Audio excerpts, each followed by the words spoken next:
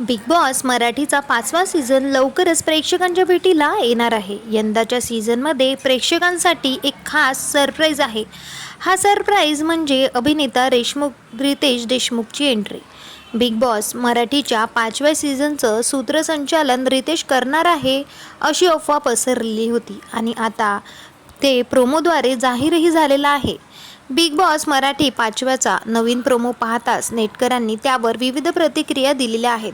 महेश मांजरेकर नाहीत हे जाणून काहींनी नाराजीसुद्धा व्यक्त केलेली आहे.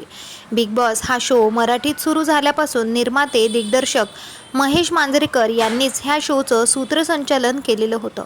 नुकत्याच दिलेल्या एका मुलाखतीत महेश मांजरेकर यांनी शोमधून बाहेर पडण्यामागचं कारणही सांगितलेलं आहे. ते म्हणाले, मी सध्या मणिरत्नम या चित्रपटात व्यस्त आहे. याशिवाय एका कन्नड चित्रपटाचंही काम सुरू आहे.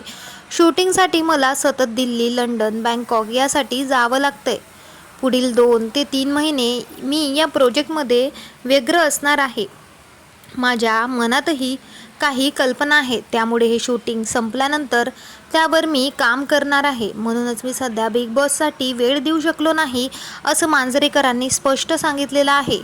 हिंदीत सलमानला जितकी लोकप्रियता मिळाली तितकीच महेश मांजरेकर यांना बिग बॉसचे सूत्रसंचालक म्हणून प्रेक्षकांकडून भरभरून प्रेम मिळालं.